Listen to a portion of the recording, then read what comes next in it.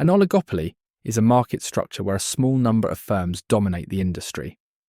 These firms hold a significant portion of the market share and are interdependent, meaning the decisions of one firm often impact the others. Unlike in a monopoly, where there is only one seller, or perfect competition, where many small firms compete, oligopolies fall somewhere in between.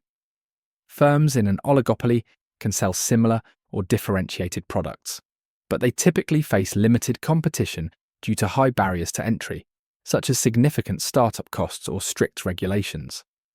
One key characteristic of an oligopoly is the existence of a few dominant firms. These companies control a large portion of the market, which gives them considerable influence over prices and production levels. Because there are so few players, these firms often monitor each other's actions closely. Another characteristic is interdependence among firms. In an oligopoly, if one firm lowers its prices, others may follow to maintain their customer base. This often leads to a phenomenon called price rigidity, where firms are reluctant to change prices to avoid starting a price war. Oligopolies also tend to have significant barriers to entry. These barriers can include high startup costs, government regulations, or control over essential resources.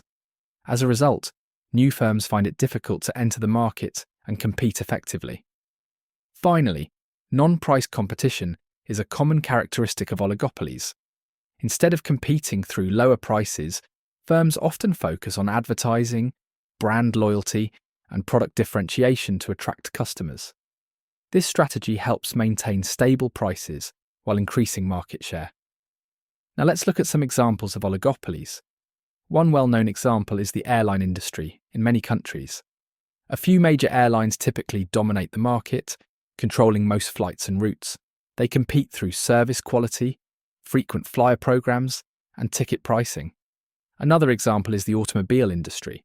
Companies like Toyota, Ford, and General Motors hold significant market shares and often introduce new models or technologies to stay competitive. While these firms compete with each other, they are also interdependent, especially when it comes to responding to market trends. The technology industry also exhibits characteristics of an oligopoly. Companies like Apple, Google, and Microsoft dominate key sectors such as smartphones, search engines, and operating systems. These firms invest heavily in innovation and branding to maintain their positions. Now let's look at some strengths of oligopolies.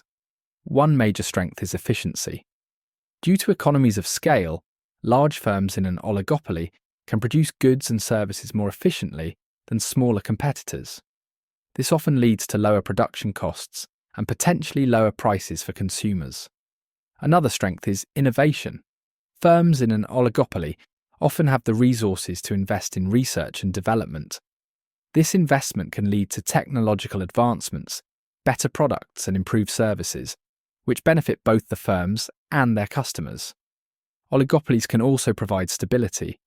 Because there are few competitors, prices and output levels tend to remain relatively stable over time.